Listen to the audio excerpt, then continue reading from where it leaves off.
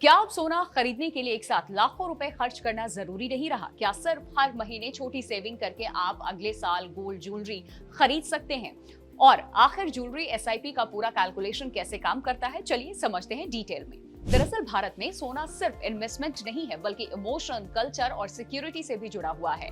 लेकिन आज gold prices इतने हाई हो चुके हैं कि एक साथ बड़े अमाउंट देकर के ज्वेलरी खरीदना हर किसी के लिए आसान नहीं है। इसी प्रॉब्लम का सॉल्यूशन बनकर सामने आती है ज्वेलरी एसआईपी, जिसे ज्वेलरी सेविंग स्कीम भी कहा जाता है। चलिए सबसे पहले समझते हैं ज्वेलरी एसआईपी आखिर है क्या।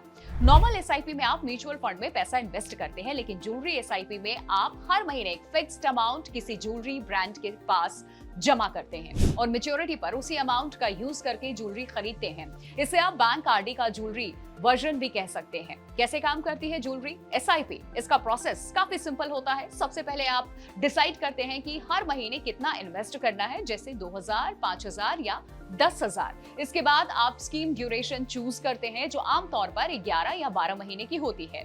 हर महीने आपका पैसा जमा होता है और कई ब्रांड्स उस दिन के गोल्ड रेट के हिसाब से इक्विवेलेंट गोल्ड आपके नाम पर ब्लॉक कर देते हैं। मैच्योरिटी पूरी होने पर आप अपनी जमा राशि प्लस ब्रांड बोनस का यूज करके ज्वेलरी खरीद सकते हैं। अब समझते हैं इसका असल कैलकुलेशन, वो भी एग्जाम्पल के साथ। मान लीजिए आपने 10,000 पर मंथ की ज्वेलरी एसआईपी शुरू की और आपने 11 महीने तक इन्वेस्ट किया, तो आपका टोटल डिपॉजिट हुआ 10,000 रुपए इंटू 11 महीने इज इक्वल टू 1,10,000 रुपए।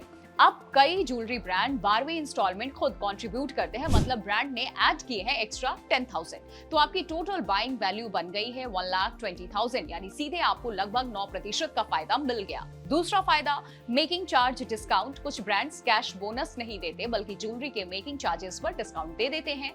मान लीजिए आप 1,20,000 की ज्वेलरी खरीद रहे हैं और मेकिंग चार्जेस 15% है, तो नॉर्मली आपको लगभग 18,000 एक्स्ट्रा देना पड़ता है। लेकिन अगर brand 100% making charge wave of कर दे, तो फिर ये पूरा अमाउंट बच सकता है आपका, यानी आपका टोटल बेनिफिट और बढ़ जाता है। चलिए अब जानते हैं कि कहाँ कर सकते हैं आप ज्वेलरी एसआईपी। भारत में कई बड़े ज्वेलरी ब्रांड्स ये स्कीम्स ऑफर करते हैं, जैसे कि Tanishq golden, harvest scheme, Reliance jewels golden step, Kalyan jewellers scheme. इसमें मिनिमम 1,000 से भी शुरुआत की जा सकती है। तो ज्वेलरी एसआईपी के मेजर बेनिफिट्स जान लीजिए। सबसे पहला, आप में रेगुलर सेविंग हैबिट डेवलप होती है। दूसरा, गोल्ड प्राइसेस के फ्लक्चुएशन का असर एवरेज आउट हो जाता है, जिसे रुपी कॉस्ट एवरेजिंग कहते हैं। तीसरा, फेस्टिवल, शादी या फ्यूचर ज्वेलरी परचेजेस के लिए पहले से बजट रेडी होता है, लेकिन कुछ इंपॉर्टेंट रिस्क भी इसमें है। सबसे पहले, ये स्कीम्स जनरली कैश रिफंड नहीं देती, यानी मैच्योरिटी पर आपको ज्वेलरी ही खरीदनी होगी।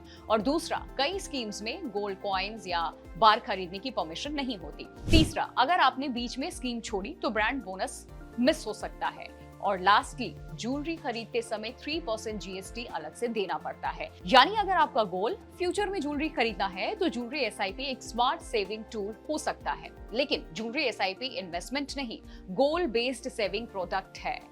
अगर आपका मकसद सिर्फ रिटर्न कमाना है, तो ये बेस्ट ऑप्शन नहीं, लेकिन अगर टारगेट ज्वेलरी परचेज है, तो ये काफी यूजफुल साबित हो सकता है।